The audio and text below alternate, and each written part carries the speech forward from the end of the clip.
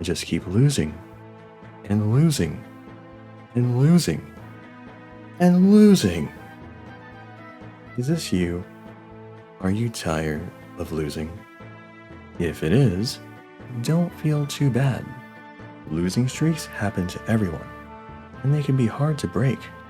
Let's talk about some reasons why you might be losing. Reason 1. Lack of skill. This probably isn't what you want to hear, but there's probably some truth in it. You're losing because you're not as good as your opponent. Maybe you haven't memorized all the killer and survivor perks. Maybe you aren't familiar with all the map layouts. Maybe you don't know how to run loops the proper way. Or maybe you just got paired with an enemy who's more experienced than you. Whatever it is, if skill is the issue, you can solve it through deliberate practice and repetition. I suggest recording your own gameplay and observing the mistakes you make in your games, or watch some of my critique videos to learn from the mistakes of others. Reason number 2. Bad luck. Sometimes it just feels like you're cursed, doesn't it?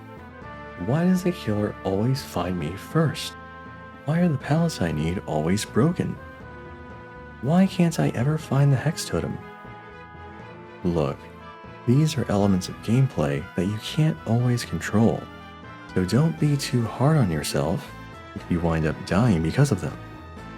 That being said, if bad luck is a recurring reason for your losses, there are perks and items that can help you. Information perks, like Windows of Opportunity, Detective's Hunch, and Clairvoyant, will make it easier to locate objectives that spawn in random places. You can also bring a map to keep track of them. Burning offerings that set the realm or hash location to one of your choosing also helps remove some of the RNG from your matches. Reason number 3. Bad teammates. The team the game pairs you with makes a huge impact on whether you win or lose. Sometimes they'll hide in lockers all game, go down instantly during chases, or even sabotage you just for kicks. Like, who is this guy? I don't know you. I didn't do anything to you. Get out of the doorway. Stuck! Please! As infuriating as they can be, try to avoid blaming them for your losses, even if they made mistakes. Everybody screws up sometimes, but the only person's screw-ups you can control are your own. Focus on what you could have done better.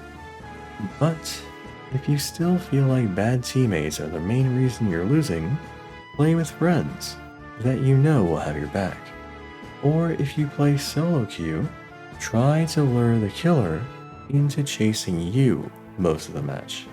Looping is the hardest aspect of Dead by Daylight, and relying on other players to take on that role is going to yield mixed results depending on their skill levels. If you want consistent results, push yourself to distract the killer and let your allies take on the easier jobs. Number 4. Bad matchups. You ever have the perfect items and perks laid out, and then you enter the match and find out that the killer completely counters your strategy? That's a bad matchup. A Legion countering your healing build, a Doctor countering your stealth build, or even just being on the wrong map with the right killer can set you up for disaster.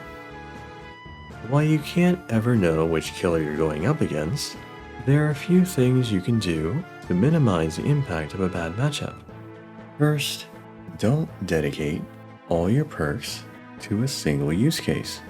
While they may synergize well, there's no guarantee the situation you have in mind will play out during your match.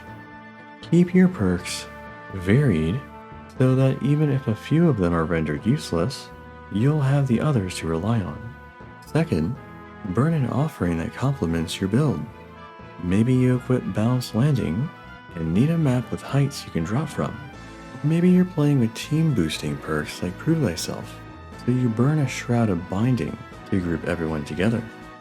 And third, adjust your playstyle to account for your bad matchup. If you enter a game with the intention of sabotaging hooks, but find out the killer is Pyramid Head, using your toolbox to repair gens would be a better use of your time and resources. And number 5, bad mood.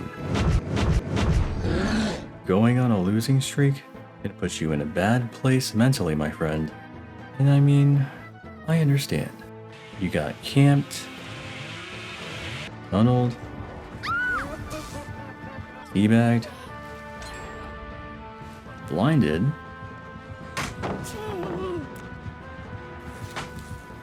and flamed in post-game chat. It feels awful. But if you allow yourself to become emotional about these behaviors, your enemy will take advantage of you. For example, a survivor might loop you the whole match, and you start becoming frustrated and focusing on nothing but killing them. But that in turn makes you predictable, and they wind up escaping anyways.